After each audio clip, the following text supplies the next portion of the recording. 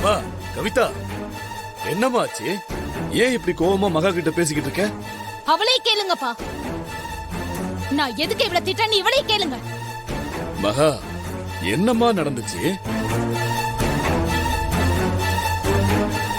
கேக்குறாங்கல்ல, வாய் திறந்து பதில் சொல்லடி. கவிதா, என்ன நடந்துச்சுன்னு சொன்னா தானே தெரியும். ஏய் மகா, கவிதா இவ்வளவு கோவப்படுற அளவுக்கு அப்படி என்னதான் நடந்துச்சு? நல்ல வேலை, அவ என்ன பண்ணிட்டு இருந்தான்னு யாரும் பார்க்கல. அப்படி பார்த்திருந்தீங்க இப்படி பேசி இருந்திருக்க மாட்டீங்க. இவள கழுத்தை பிடிச்சு வெளியே தள்ளிட்டு தான் அப்புறம் பேசிருப்பீங்க.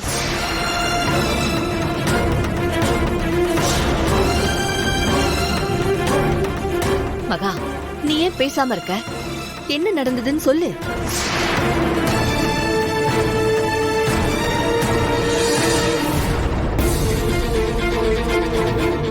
சொல்ற மாதிரி காரியத்தை பண்ணிருந்தா இந்நேரம் வாய் கிழிய பேசிருப்பா.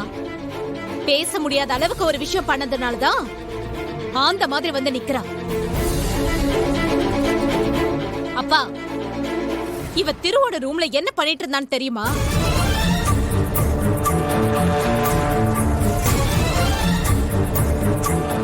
ஏய், இப்ப நீ வாய் திறந்து பேச போறியா இல்லையா?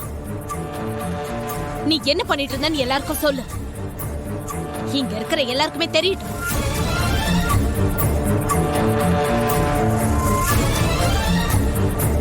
என்னதான் பிரச்சனை?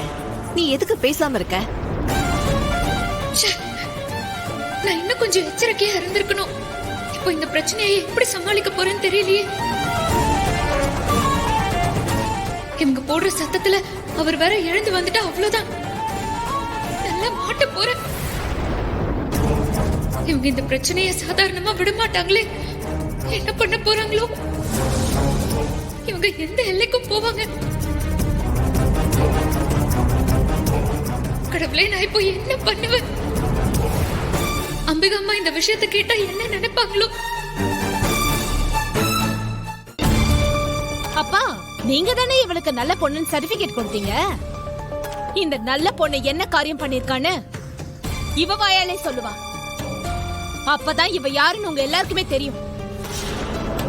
ஏய், இப்ப யாருக்கும் தெரியாம ஒரு காரியம் பண்ணியே, அத உன் வாயாலே சொல்லு.